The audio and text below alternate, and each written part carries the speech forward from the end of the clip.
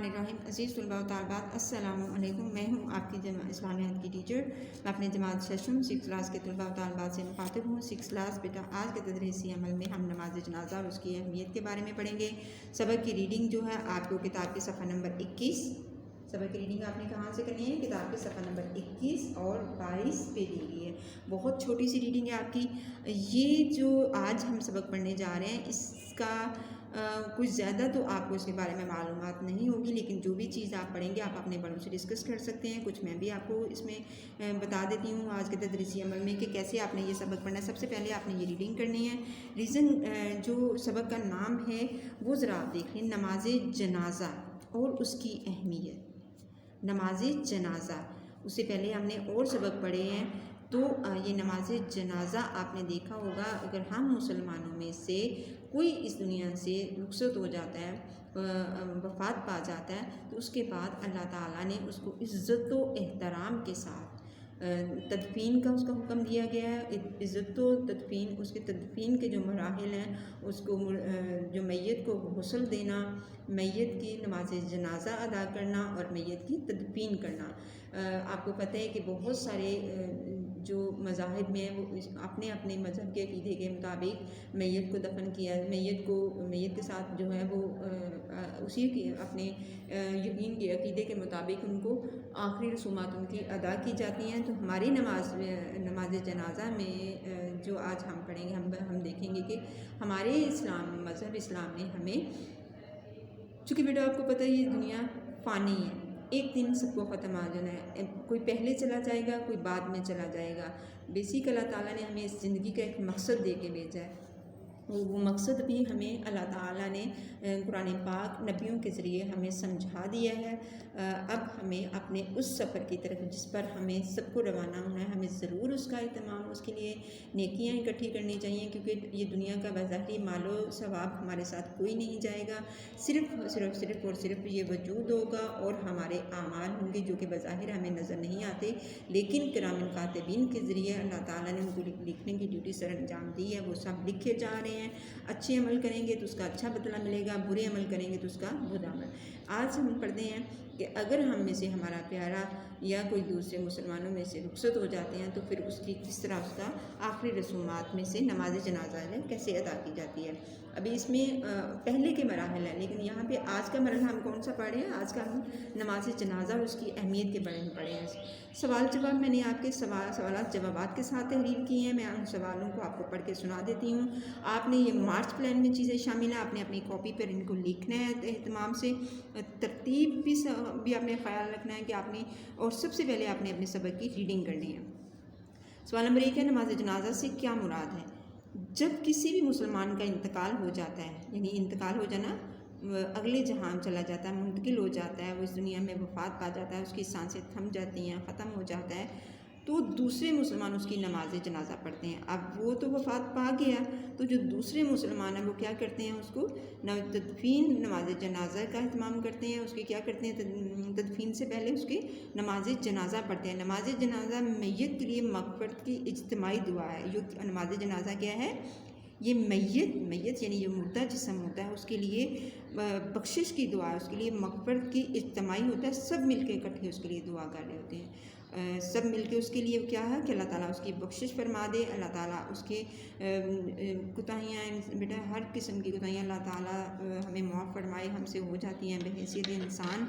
तो अगर हमारे पास वो वक्त ख़त्म हो गया है तो फिर हम सब मुसलमान उसके लिए दुआ करते हैं कि अल्लाह ताला उनके गुनाहों को जो है वो बख्श दे और उसकी नेकियों को बढ़ा दे, और अल्लाह ताला उसको अपने पास जो वो हिसाब किताब का मरहला जो उसके लिए आसानी करे।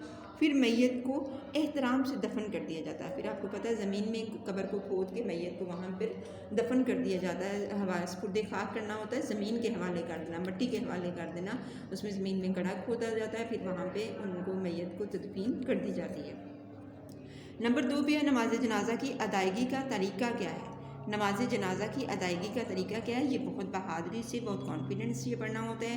آپ نے اس کے ساتھ ساتھ اپنے آپ کو مضبوط بھی بنانا ہے. کچھ چیپٹر ایسے ہوتے ہیں جو بچے پڑھتے ہیں تو وہ کہتے ہیں مختلف قسم کے خیالات ان کے ذہن میں آتے ہیں. کوئی ایسی چیز نہیں ہے بیٹا، یہ ہمارے ساتھ عمل ہے. ہم اپنی زندگی میں روزمرہ میں لوگوں کو دیکھتے ہیں کہ ہماری گلیوں میں سے کبھی ایک جنازہ جا رہا ہوتا ہے، کبھی 2 مہینے بعد جا رہا ہوتا ہے.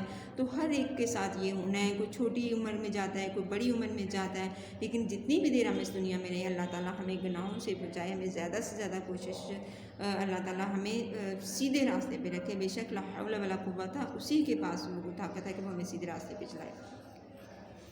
نماز جنازہ کی ادائیگی کا طریقہ کیا ہے؟ اب یہ دیکھیں، نماز جنازہ جماعت کی صورت میں ادا کی جاتی ہے. جماعت کی صورت میں یعنی اکیلے نماز جنازہ یہ نہیں ہوتا. جماعت لوگ اکٹھے ہوتے ہیں، اکٹھے ہونے کے بعد پھر اس کو ادا کیا جاتا ہے. سب لوگ امام کے پیچھے قبلہ رخ کھڑے ہو جاتے ہیں.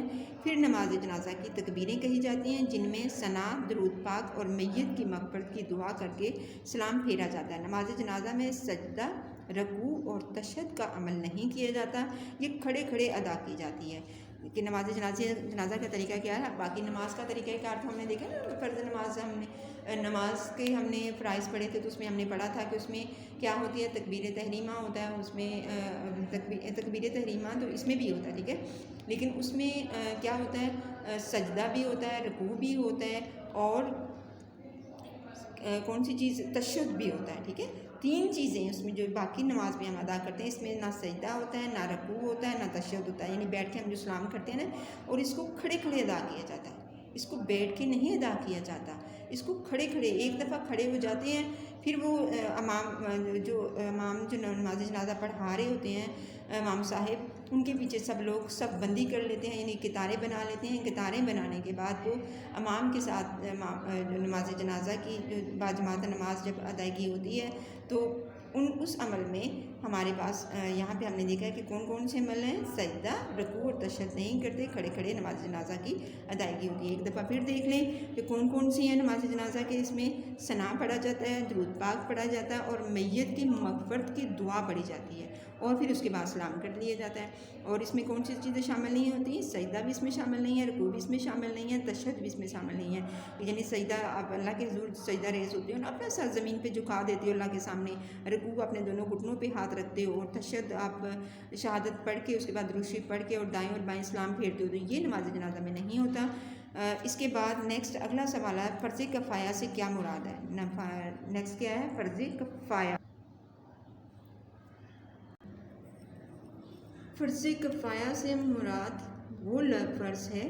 فرض یہ کیا لفظ؟ کفایہ، کاف فے شد مشدد حرف ہے، الف یہ جو ہم یہ ڈالتے ہیں نا چھوٹے، یہ والا جو، اس کو تھوڑا سا نیچے کر لیں آپ. فرض کفایہ سے مراد وہ فرض ہے جو تمام مسلمانوں پر فرض ہوتا ہے. فرض کفایہ تمام مسلمانوں پر فرض ہوتا ہے، لیکن اگر کچھ اس کو ادا کر لیں تو باقی سب کو معاف ہو جاتا ہے. یعنی فرض تو یہ سب مسلمانوں پر ہے، نماز جنازہ سب مسلمان، لیکن اگر ان میں سے کچھ مسلمان شامل ہو جائیں، ٹھیک ہے، اگر ان میں سے کچھ مسلمان شامل ہو جائیں تو یہ سب مسلمانوں کی طرف سے ادا ہو جاتا ہے. اور اگر سب مسلمانوں سے اس فرض کو کوئی بھی پورا نہ کریں تو سب گناہ گار ہو جاتے ہیں. اور اس کا ایک اور چیز جو اس میں ہے کہ اگر ان میں سے کوئی مسلمان جو ہے وہ اس فرض کو ادا نہیں کرتے جو اللہ تعالیٰ نے ایک میت کے لیے جو آخری رسومات کا جو اہتمام کیا جاتا ہے، اگر مسلمان اس کی نماز جنازہ کا اہتمام نہیں کرتے تو سب گناہ گار ٹھہرتے ہیں. سب گناہ بھی کس کو ہوگا؟ سب مسلمانوں کو ہوگا. اگر اس میں سے سب مسلمانوں سے کچھ چلے جاتے ہیں تو ثواب اس کا سب مسلمانوں کو مل جائے گا. اگر ان میں سے کوئی بھی مسلمان یہ فرض ادا نہیں کرتا تو پھر کیا ہے؟ سب گناہ گار بھی ہوں گے.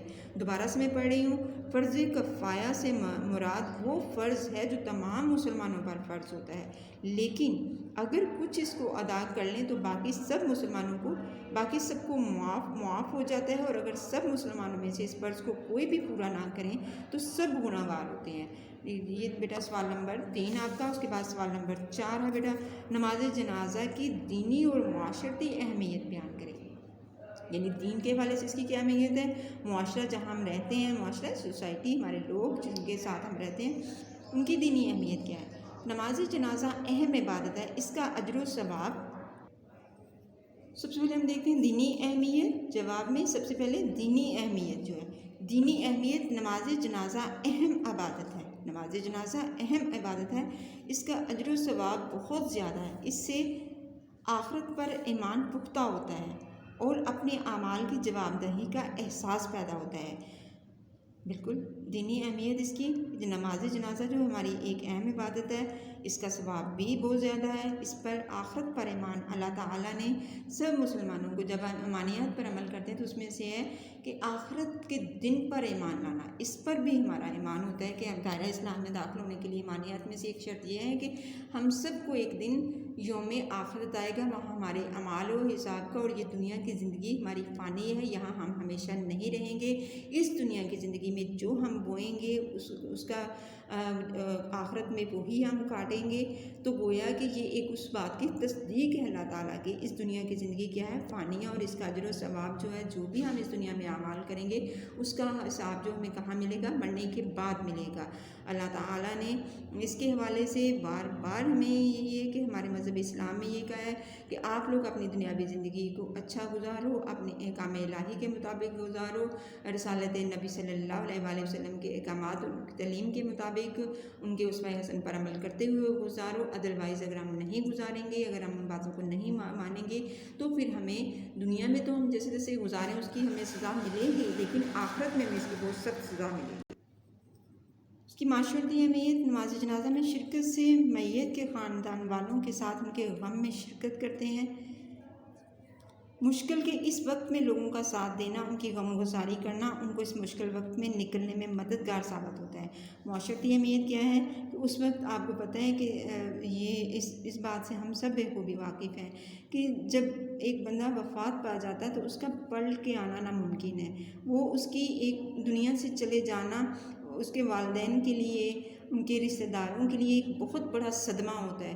تو اگر وہ صدمے میں سب ان کو تسلی دینے، حوصلہ دینے، ان کی غم گساری کرنے باقی مسلمان لوگ شامل ہو جاتے ہیں، ان کے معاشرے میں رہنے والے جو دوسرے لوگ شامل ہو جاتے ہیں، بہت سارے لوگ جو ہیں وہ کھانے پینے کا انتظام کر رہے ہوتے ہیں، کچھ تدفین کا انتظام کر رہے ہوتے ہیں۔ اگر گھر والوں کو ہی بیٹا اس کو مشکل میں، تو وہ بہت زیادہ مشکل وقت ہو جاتا کہ وہ بیچاروں کی ایک میت کو سنبھالیں، ایک مردہ جسم کو گھر میں سنبھالیں، اپنے کاموں کو سنبھالیں۔ تو یہ ایک معاشرتی مدد بھی ہوتی ہے کہ سب لوگ جب اس وقت مشکل کے وقت میں اکٹھے ہو جاتے ہیں۔ آپ کو پتہ ہے اپنے عزیز تو بہت پیارے ہوتے ہیں، اور پھر عزیزوں کا بچھڑ جانا جن سے انسان بہت ہی زیادہ پیار کرتا ہو، تو یہ ایک بڑی ہی تکلیف دہ چیز سے اس وقت گزر رہا ہوتا ہے۔ آپ ہر ایک کے لیے چاہے کچھ بھی جو اللہ تعالیٰ سب کو صحت تندرستی کے ساتھ جینا نصیب کرے، اور اللہ تعالیٰ کسی کو بھی ایسے دکھ میں مبتلا نہ کرے، لیکن یہ بیٹا زندگی اور موت اللہ تعالیٰ کے ہاتھ میں ہے۔ وہ جب چاہے انسان جتنی اس نے دنیا میں دی ہے وہ ہمیں اتنی دیر ہمیں دنیا میں رہنا ہوگا، جب ہمارا وقت ہوگا تو ہم دنیا سے چلے جائیں گے۔ تو اس میں ایک معاشرتی اہمیت بھی ہو جاتی ہے کہ دینی اہمیت یہی ہے کہ ہماری یہ زندگی کیا ہے، فانی ہے، ہمیں بہت تھوڑی دیر یہاں پہ رہنا ہے، ہمیں کہیں پہ بھی اس کے بعد جو ہے ہمارا ٹھکانہ جو ہے وہ آخرت ہے، روز حشر حساب ہوگا۔ اور اگر اس کے بعد معاشرتی اہمیت بھی آپ نے دیکھ لیا کہ مشکل وقت میں سب لوگ شامل ہو جاتے ہیں، سب ان کے دکھ میں شامل ہو جاتے ہیں، ان کے کام کرتے ہیں، ان کی غم گساری کرتے ہیں، ان کو حوصلہ دیتے ہیں، تسلی دیتے ہیں کہ اس مشکل وقت میں آپ اکیلے نہیں ہو، ہم سب آپ کے ساتھ ہیں، بار بار تسلی دیتے ہیں، ان کو یقین دلاتے ہیں کہ بے شک یہ زندگی فانی ہے، یہاں پہ آج کوئی کل سب کو جانا ہے۔ اس کے بعد آ جاتے ہیں بیٹا مشقی کام کی طرف۔ مشقی کام آپ کے صفحہ نمبر 23 اور 22 پہ ہے۔ مشقی کام آپ کے صفحہ نمبر کس پہ ہے، 23 اور 22 پہ ہے۔ سوال نمبر جو آپ کے شامل ہیں وہ 2، 3 اور 4 ہیں، اور یہ کام آپ نے کتاب پہ خود کرنا ہے۔ 6 کلاس بیٹے آپ کو بار بار جب بھی ہم ریڈنگ کرتے ہیں، اب آپ نے کام کو خود سے کرنا سیکھیں۔ آپ کو جب لکھنا اور پڑھنا، کسی لفظ کا پڑھنا آ گیا تو اس کا سمجھنا اب آپ کی ذمہ داری ہے۔ آپ نے سارا کام جو ہے وہ اس پہ مت، ابھی یہ اپنی عادت آپ چھوڑ دیں کہ کوئی آپ کو بنا کے دے، آپ خود سے بیٹا خود سے میں یہ مہارت پیدا کریں۔ آپ جیسے کلاس میں آپ کو کہتے ہیں نا ہم لوگ کہ سوال لکھ دیے ہیں تو آپ جواب ان کے خود تلاش کریں، آپ جواب ان کے خود دیکھیں۔ اسی طرح آپ نے اس ایکسرسائز کو بھی سبق کو پڑھنا ہے اور اس ایکسرسائز کو پھر آپ نے خود کرنا ہے۔ مجھے امید ہے آپ سب بہت اچھے بچے ہو، میری بات پر عمل کریں گے اور یہ آپ کے لیے ہم آپ کے فائدے کی بات کرتے ہیں کہ آپ کو اس سے کیا ہوگا، آپ میں لکھنے پڑھنے کی جو صلاحیتیں ہیں وہ آپ کی بڑھیں گی، آپ کی خود سے کام کرنے کی صلاحیت، آپ کو فائدہ پہنچے گا، آپ دوسروں پہ بوجھ کم بنے گی، اپنا کام خود کرنے کی جو اسکل ہے وہ مہارت ہے اس کی ضرورت ہوتی ہے۔ جو بچے اپنا کام خود سے کر لیتے ہیں ان کے لیے بہت آسانی ہو جاتی ہے۔ اور آج کی ڈائری میں آپ کا کام ہے، آپ نے اس کام کو اپنی کاپی پہ تحریر کرنا ہے اور یاد بھی کرنا ہے۔ اس کے ساتھ ہی میں آپ سے اجازت چاہتی ہوں۔ اللہ حافظ۔